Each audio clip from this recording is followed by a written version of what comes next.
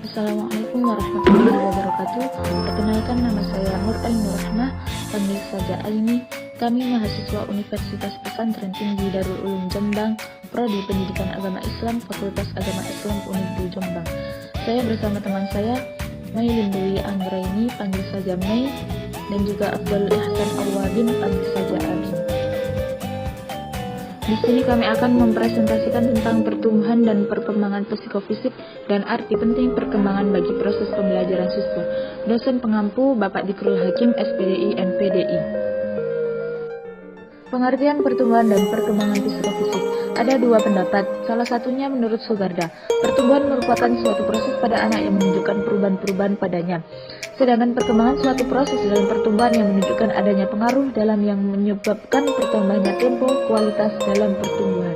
Adapun faktor yang mempengaruhi pertumbuhan organis, yakni faktor sebelum lahir, ketika lahir, sesudah lahir, dan psikologis. Selanjutnya, konsep Islam tentang pertumbuhan dan perkembangan manusia dalam Al-Quran Al-Mu'min ayat 67, yang artinya, dialah yang menciptakan kamu dari tanah, kemudian dari setetes mani.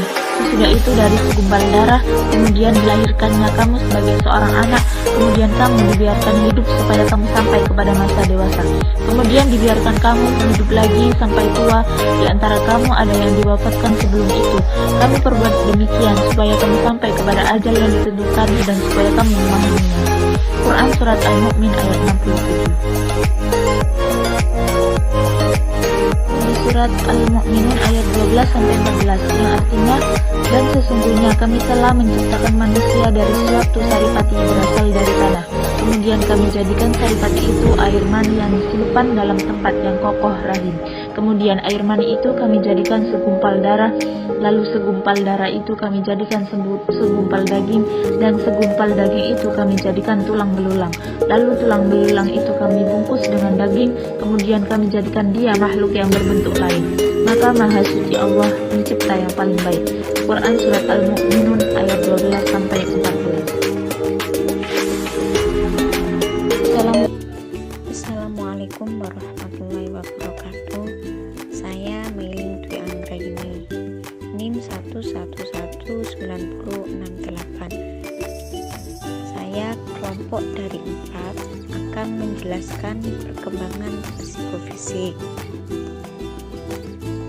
Perkembangan psikofisik menurut Muhyiddin, perkembangan ialah proses perubahan kualitatif yang mengacu pada mutu fungsi organ jasmania. Perkembangan itu terletak pada penyempurnaan fungsi psikologis yang disandang oleh organ-organ fisik. Menurut Reni Akbar Hawadi, perkembangan secara luas menunjuk pada keseluruhan proses perubahan dari potensi yang dimiliki individu dan tampil dalam kualitas kemampuan, sifat, dan ciri-ciri yang baru. Sedangkan menurut Desmita, perkembangan yaitu proses perubahan kualitatif yang mengacu pada mata fungsi organ-organ jasmania, bukan organ-organ jasmanianya itu sendiri, yaitu yang artinya orang tak akan bertambah tinggi atau besar jika batas pertumbuhannya tubuhnya telah mencapai tingkat kematangan. Selanjutnya, pembahasan mengenai perkembangan ranah-ranah psikofisik. Pada bagian ini akan penyusun fokuskan pada proses-proses perkembangan yang dipandang memiliki keterkaitan langsung dengan kegiatan belajar siswa. Berikut ini proses-proses perkembangan tersebut. 1. Perkembangan motor atau motor development, yaitu proses perkembangan yang progresif dan berhubungan dengan perolehan aneka ragam keterampilan fisik anak atau motor skill. 2. Perkembangan cognitive development, yaitu perkembangan fungsi intelektual atau proses perkembangan kemampuan atau kecerdasan otak anak. 3. Perkembangan sosial dan moral atau social and moral development, yaitu proses perkembangan mental yang berhubungan dengan perubahan-perubahan cara anak dalam berkomunikasi dengan objek atau orang lain, baik sebagai individu maupun sebagai kelompok. Selanjutnya, nomor 2, perkembangan kognitif atau cognitive development. Perkembangan kognitif atau cognitive development ini yaitu perkembangan fungsi intelektual atau proses perkembangan kemampuan yang berhubungan dengan pemahaman, pertimbangan, pengolahan informasi, pemecahan masalah, kesengajaan, dan keyakinan. Perkembangan kognitif menurut Jean Piaget, pakar disiplin psikologi kognitif dan psikologi anak, mengklasifikasikan perkembangan kognitif anak menjadi 4 tahapan. 1.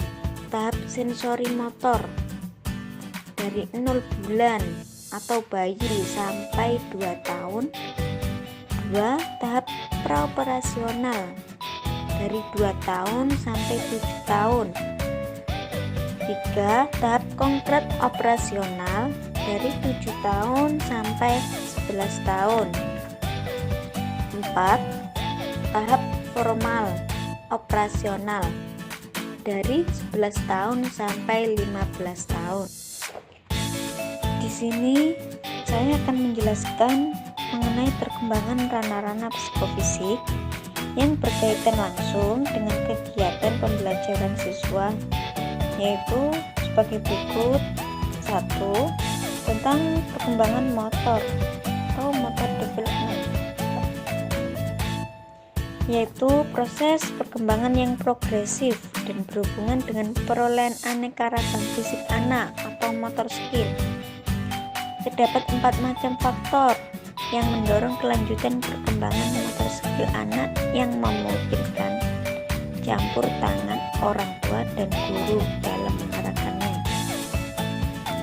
Keempat faktor itu yaitu 1. Pertumbuhan dan perkembangan sistem saraf. 2. Pertumbuhan otot-otot. 3. Perkembangan dan pertumbuhan fungsi kelenjar endokrin. 4. Perubahan struktur jasmaninya. Selanjutnya yang terakhir yaitu perkembangan sosial dan moral atau social and moral development.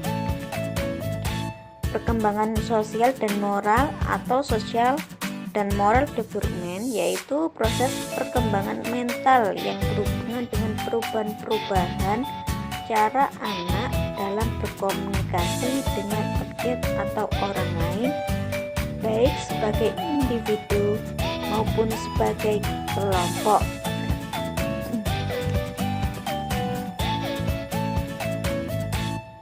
Pendekatan mengenai perkembangan sosial dan moral ini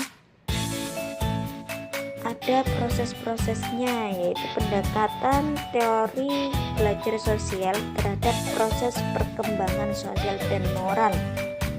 Siswa ditekankan pada perlunya conditioning dan imitation.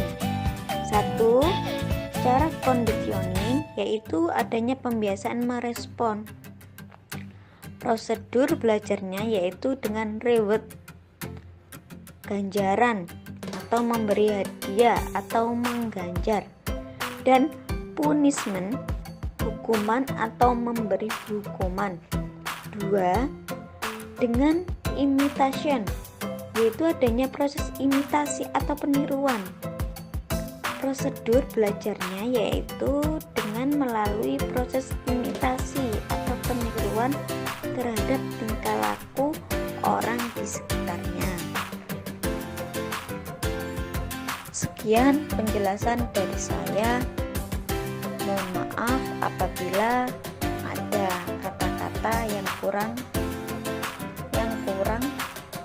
di hati panjenengan semua. Wabillahi taufiq wal hidayah. Wassalamualaikum warahmatullahi wabarakatuh. Bismillahirrahmanirrahim. Assalamualaikum warahmatullahi wabarakatuh. Ya, di sini saya akan menjelaskan dari pembahasan yang berjudul pertumbuhan dan perkembangan psikofisik dan arti penting perkembangan bagi proses pembelajaran siswa.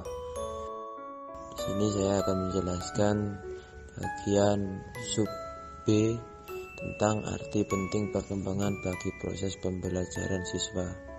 Di sini penjelasannya, perkembangan adalah serentetan perubahan untuk menjadi besar, luas, banyak, bertambah sempurna dalam hal watak, demikian pula dalam pengetahuannya.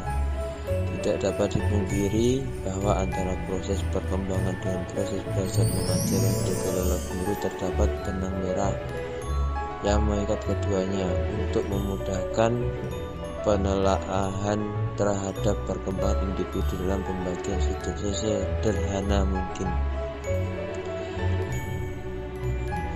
Ya di sini penjelasan singkat dari arti perkembangan atau penjelasan dari perkembangan. Yakni di sini sudah dijelaskan bahwa perkembangan itu juga bisa menjadi besar, bisa menjadi luas, bisa menjadi banyak, dan bertambah sempurna dalam hal watak, demikian pula dalam pengetahuan juga. Untuk pembagian perkembangan individu bisa dilihat, yang pertama ada aspek fisik yang mengaitkan dalam hal keadaan psikologisnya, tampang dan kesehatannya. Yang kedua aspek intelek, mengaitkan kecerdasannya, kemampuannya dan minatnya. Yang ketiga aspek emosional, jenis-jenis perasaan yang dinyatakan cinta, benci, riang. Yang keempat aspek sosial, ini masalah hubungan antar individu dengan yang lain. Kelima aspek moral, keyakinan, agama, nilainya dan norma-norma. Yang keenam aspek kepribadian, bagaimana integrasi psikofisik yang menentukan penyesuaian diri individu terhadap lingkungannya secara unik. Selanjutnya proses belajar. Di sini penjelasan dari proses belajar yaitu yang harus dilalui siswa untuk pengembangan watak dan pengetahuan siswa agar menjadi sempurna. Dipengaruhi oleh beberapa faktor. Muhyiddin Shah membaginya dalam 3 macam misalnya berkaitan, yaitu faktor internal, yaitu keadaan kondisi sesuai dengan siswa; faktor eksternal, yaitu kondisi lingkungan di sekitar siswa; yang ketiga faktor pendekatan belajar, yaitu strategi dan metode yang digunakan siswa untuk melakukan kegiatan pembelajaran materi-materi pelajaran. Sekian penjelasan dari saya. Apabila kurang lebihnya saya mohon maaf. Ihdinas siratal mustaqim. Wassalamualaikum warahmatullahi wabarakatuh.